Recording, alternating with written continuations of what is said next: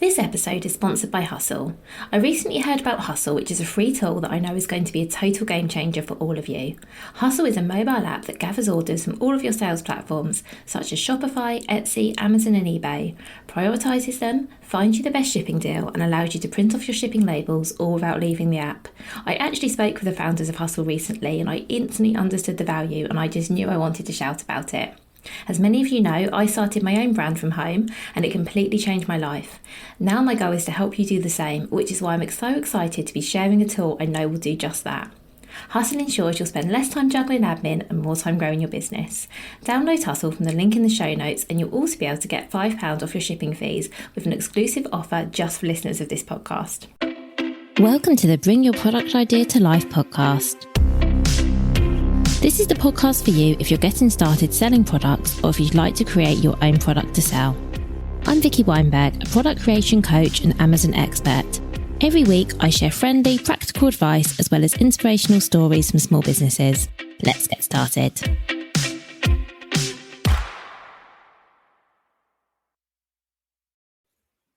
Hello and welcome to another episode of Bring Your Product Idea to Life. I've got a confession to make. This is actually quite embarrassing. This is the second time I've recorded this episode. I thought I recorded this entire episode and it turns out I didn't hit the record button. So I've actually just been sitting here talking to myself for about 20 minutes. So that's quite embarrassing, but here we are. Let's do it again. It'll be even better because this is the second time. So today I wanted to talk to you about one of the most important decisions, which is whether selling on Amazon is actually the right move for your business. So as you know, Amazon is a huge marketplace. There's lots of opportunities, but that doesn't automatically mean it will be right for you.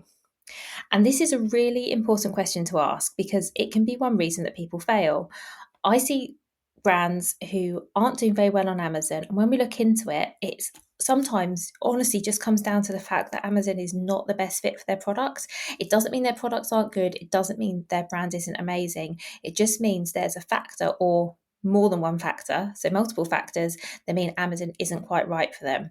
And this is why it is a big decision to make, and it's the first decision you need to make, because if Amazon isn't the best fit for you, I don't want you to waste your time, your energy, and your money on getting started. If you've followed me for any time, you will know that I'm not one of these people who says everyone should be on Amazon. Amazon's great. Everyone get on there. I don't believe that at all. I think if Amazon is a good fit for your product, and that's what we're going to talk about today, then absolutely Amazon could be a great opportunity. However, if Amazon is not a good match for you, then it doesn't matter what you do. You can spend all the time and money and energy you like. If Amazon is not the right place for you for any reason, you're not going to do well, and I do not want that for you. So if you ever hear me say that Amazon would be the right place for you, and I say to you personally, I'm saying it because I genuinely believe that, because if I would hate for anyone to put in all the effort and for it not to work out. So today I'm going to run through the types of products that do well on Amazon and the factors around, that can really help, and then I'm going to talk about the things to consider, things that might make your product less suitable for Amazon, or definitely things to think about if Amazon is something you're weighing up. So hopefully this will be really helpful, and if you're looking for clarity, you will get it here. So let's start talking about the type of products that do well on Amazon. If I was going to summarize this, I would say lightweight, non-fragile, mid-range, but that actually is a bit too vague. And here's why. Heavy products and non-fragile. Let's start with heavy products. Heavy products can do well on Amazon. So on Amazon, they call them oversized. So oversized products might be something like, I have clients who sell gaming chairs, who sell cots for babies. These are big, heavy products, and they do really well on Amazon. But what those sellers do, the ones I work with specifically, is they don't send them in for FBA, which is fulfilled by Amazon. They fulfill these products themselves from their own distribution centers, because the cost of sending them into an Amazon warehouse for Amazon to hold them, store them, ship them, is going to really eat into their margins. So these brands have discovered that Amazon is a good marketplace for them, but FBA perhaps doesn't work. And the same goes with fragile products as well. Now, of course, there is an element of how well your products are packaged and wrapped up will make a difference. But to give you a real example, when I sold my first product on Amazon, I sold baby towels, and they were designed to be given as gifts, and they came in this really lovely gift box. I didn't realise that the box the substance of the box.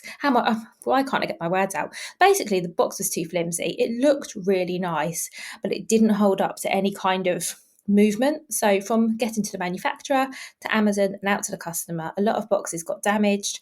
I therefore got a lot of returns. That wasn't great. Cost me a lot of money. Wasn't a great experience for customers. I could have obviously have resolved that by sending my product in better packaging. And that isn't even the best example because my products weren't particularly fragile and the packaging shouldn't have been fragile. It just was. But if you sell something that is, highly fragile and you're a bit worried about putting it into an Amazon warehouse where I'm pretty sure things probably do get dropped and thrown about a little bit, then that's not to say don't sell your products on Amazon, but think about fulfilment and whether the fulfilment is better for you to keep in-house. And talking about mid-range products, expensive products can also do really, really well on Amazon. So I had worked with clients who sell what I would consider really high-end products, and they do really, really well. So don't let that be a reason not to sell, because my first sentence was really, was being really general. But on the whole, if your product is lightweight, it's not fragile, and it's a sort of mid-range price in your category, then I would say you're off to a good start. If it doesn't meet one or all of those factors, then these are just things to think through, because it might still work for you, but you are going to have to, there are things to consider. Products that are evergreen do really well. So what I mean by this is products that aren't too seasonal. So products that ideally you can sell all year round. And I mean, you might have peaks and troughs depending on what the product is. And actually, that's normal on Amazon for most products. So for example, sales tend to drop in the summer when people go away, whatever people are selling. Although I suppose if you're selling a product that's designed for the summer, maybe not. But that isn't to say that seasonal products can't do well on Amazon. But again, it's something you need to think about. So I work with one seller who only sells their products on Amazon in November and December.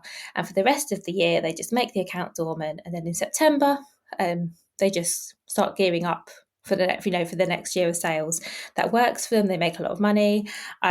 They do really well, and it works. So if you have a seasonal product and you think that could or would work for you, you can. That's definitely an option. But it might not be. You might think, oh gosh, that seems like a lot of effort just to sell for a couple of months. And if so, that is absolutely fine. The other type of products that do really well on Amazon are things that people are already looking for and buying. So what I mean is, if you sell something on Amazon and it's not entirely original, because let's be honest, there's hardly any original ideas, and there's other products in the category you're looking to sell in, and importantly, those products are selling, they're making sales already, that is actually a good sign, because it means that people are looking for and buying products like yours. What is important here, of course, though, is that when you go to list your products, if it's in a category where there's already competition and people are already doing well, you just have to make sure that you have a really clear USP so that people know why they're going to buy your product over someone else's, particularly if that someone else's product already has sales, already has reviews. And unique products can still do okay, but you have to do a really good job at listing them and think about how you drive traffic. Because if your product is brand new, so I worked with a seller who sells something that was totally new, it was like a new invention. And they really, really struggled because people just weren't searching for it, because people didn't know it existed. So we had to really think about what keywords to use, what category to put this product under, what other products are kind of similar but not the same, and also do a really, really good job in the listing of explaining what the product was, who it was for, how it worked, lots of images, lots of video. Because the other thing you don't want if you sell something that's completely new and unique is to get the sales but then get lots of returns, because people just don't understand what the product is. So they buy it, they get it, and they say, oh, this isn't quite what I was looking for, and they send it back. You don't want that. So I think, again, if you have a product that's original and highly unique, that's not saying you can't sell it on Amazon. Absolutely not. You definitely can. And Amazon can be a great way of getting that product in front of your customers. But you just have to think really, really carefully, even more carefully, about your product listing and how you represent your product in that. So let's talk about what types of products might be harder to sell on Amazon. So heavy, bulky products can be, unless either the margin's really high or you're doing fulfillment yourself. So really highly personalized products or one-off items, handmade one-off items, as well can be quite difficult, and perhaps Etsy is a better marketplace for those. I used to think that handmade products in general weren't great on Amazon, but recently I've seen some clients have a lot of success here. So I'm going to go back on everything I said before and say, actually, I think Amazon is great for handmade products in certain categories. But if your product is a one-off, so it's completely unique, and you're going to be listing a product that once you sell it, that's it, that listing's closed, gone forever, you have to really think about if it's worth the effort. Also, if your product is highly personalized, it might be tricky because Amazon give a lot less options for personalization than somewhere like Etsy. There is customization available on Amazon, but it's fairly basic, but it is good and it does work. But I still think that if someone was looking for something really personalized right now, they probably are still going to be going to Etsy. That's not saying if you have a product that fits that, not to sell it on Amazon, but it's just something to be aware of. Products that have lots and lots of competition can also struggle on Amazon, but only if, because I remember I said before, competition can be a good thing, only if they don't have a strong USP. If you have a really strong USP, a real strong, if it's something that makes your product really different, really unique to all the other products, it doesn't matter if there's loads of them in your category, it doesn't matter if it's saturated, because you've got a point of difference and a reason for people to buy your products over someone else's. So don't let that put you off. If you don't, however, if your product is more generic, and you can't articulate well in a product listing why someone should buy that over this other product that's been on Amazon for 10 years and has thousands of 5-star reviews, then that is going to be much harder. There are also products where you have to jump through lots of hoops and loopholes to get it listed in the first place. So, for example, CBD products, medical devices, those are two I think off the top of my head, but there are others. You really need to consider if it's worth it, if you're going to need to submit lots of compliance information, and do lots of applications. Of course, it may well be you might have identified that Amazon is actually going to be a great marketplace for you and it's well worth you doing all of this. But as always, I want you to be prepared. So if you feel like your product falls into a category that might require jumping through a lot of hoops to get it listed, have a look into that and find out what's required, and then decide whether for you that's worth it. And another type of product that can be harder to sell on Amazon are products with a really high return rate. So if you're selling your product on your own website and the return rate is quite high, know that on Amazon it's probably going to be worse, because on Amazon the customer service is going to be lacking compared to your own website. Amazon have a habit of accepting returns from customers in any condition, often unsellable, which then causes you hassle because you then have to chase to get compensation for that. It then leaves you with stock that you can't sell. So that is actually going to cost you in time, in effort, stress, and money. So if you feel like your product's something that is going to get returned at a fairly high rate, Amazon might not be the place for it. Other things to consider are margins. We've spoken a little bit about this, but have a look at the margins, get a real good understanding of the Amazon fees and find out whether it financially could work out for you. So I have a whole episode on how much it costs to sell on Amazon. Definitely worth a listen, because if Amazon isn't going to make you money, again, you need to consider about if it's worth it. And again, have a look at the competition in your category, because it's a really good idea to know what how your product is going to fit in, and if you can see your product fitting in. To give you some examples of brands that I've spoken to where I've either said, yes, this is brilliant, you should definitely on Amazon, and ones where I've said, do you know what, Amazon might not be the right place for you, because I think it's really helpful to have some real examples. We're going to start with a seller I spoke to who I actually advised to leave Amazon. And actually, I do feel really sorry for the seller that they were there in the first place, because I think it could have been, it could have worked out really well. Unfortunately, it didn't. But luckily, they are doing very, very well, making sales elsewhere. So this seller had a really unique product. It was something I'd never seen before, completely new invention. And what was happening was they were getting lots and lots of returns because customers didn't understand what it was. They didn't know what it was. They didn't know how to use it. And it was a really great product. But because people were buying it, expecting it to be one thing, and it wasn't, they were getting lots of returns. And what happens on Amazon is after a while, if your product is highly returned, they actually put a banner on the product listing that says, I forget the wording, but it's a red box that says high number of returns or something like that. So customers looking at your product page, looking to buy your product, can see, oh my gosh, lots of people return this product, which isn't really going to help their confidence in buying it, is it? As I say, it was a great product, but the returns became a real issue and it became unprofitable. And this means that their performance metrics suffered because they had high return rates. And it just got to the point where it was too much hassle to be on Amazon. And they make sales on their own website and in other places. So actually the decision was made to come off. And I think that was a good one. Now, would I have worked with them at the beginning? Because this is something, to think about. Would I have said to them, don't bother going on Amazon because you're going to get lots of returns, etc., etc.? I don't know, possibly not, because you couldn't foresee that. You can't always, Amazon might seem like a great fit for your product, and then you might go on there and then something might happen to convince you otherwise. That can happen. I actually think their product was right for Amazon. I do think it was a good market, and I do think it was worth considering. Obviously, it hadn't worked out, but actually, on paper, everything did look good, apart from the fact that the product needed a lot of explaining. But I actually think the listing did a good job, so it didn't work out, which is unfortunate. But I think it did look promising at the outset, and if I'd been involved with them right at the outset, I probably would have said the same. So another seller I've worked with recently was a hair care brand, and they've done a really good job of explaining their products, who they're for, how they work. They've got great images showing before and after. They've got videos showing the products being used. The listings are really, really great. We've signed them up for subscribe and save, so they get some repeat sales.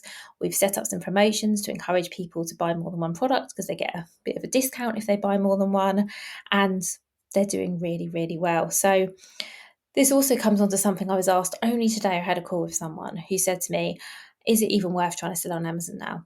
And my answer was, as you'd probably expect, absolutely. It's definitely worth selling on Amazon now. I don't believe it's too saturated. I don't believe there's too much competition. I still believe that for lots of products and lots of brands, Amazon is still a great opportunity. However, you need to think through all the things that I've mentioned today and work out if it's going to be right for you, because it might not be. Perhaps you don't want to be on there, which is fine. Or perhaps I've said something today that's made you think, oh, actually, I didn't even consider that. And there's something you need to go away and look at. And of course, if you have any questions, you can ask me, Vicky at vickyweinberg.com. If you're still unsure, I would say you could start small. You could have a free Amazon seller account. You could start by just listing one product and you could test it and see if it will work. Because if you're still wondering if Amazon's the right fit, you're definitely not alone. Getting clear on this now will be really helpful and save you a lot of time, effort, money, everything else along the line. And I will finish by saying it's okay if Amazon isn't the right fit. Whether you've listened to this whole episode and you've come to that conclusion, or whether you go away and do a bit of research, and that's also the conclusion that you reach. Know that it's okay. Amazon won't be for everyone. It won't be for every product. It won't be for every brand. It doesn't mean your product or brand aren't absolutely brilliant. It just means there'll be somewhere else that's a better fit for them. And I will finish by saying, if you've listened to this episode or you've come back after realising, actually, yeah, Amazon is something that could work for me, and you want to get set up, I have a free checklist, which I'll link to in the show notes. It's my Amazon setup checklist. It takes you through all the steps involved in getting set up, making it super simple. And that should be something that's really helpful. So go and get that via the show notes for this episode. It's been great talking to you today. I've said all of this twice now, not word for word, luckily, because I don't script these, but maybe a bit more free-flowing this version, actually, because I had time to think about what didn't work the first time. But thank you so much for bearing with me, getting all the way to the end of this episode. I'll be back next Tuesday with another solo episode. And before then, I'm going to be back this Friday with another fantastic interview. So I shall speak to you very soon.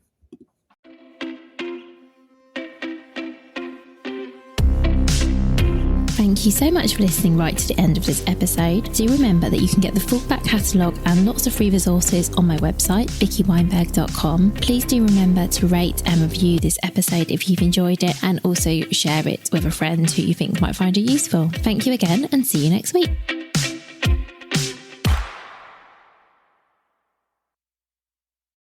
Hi, this is just a little note to say if you've enjoyed this episode, or indeed any of the episodes, and you would like to, buy me a coffee or something, you can actually now leave tips. So there's a link to how to do this in the show note. Of course, do not feel obliged to do this.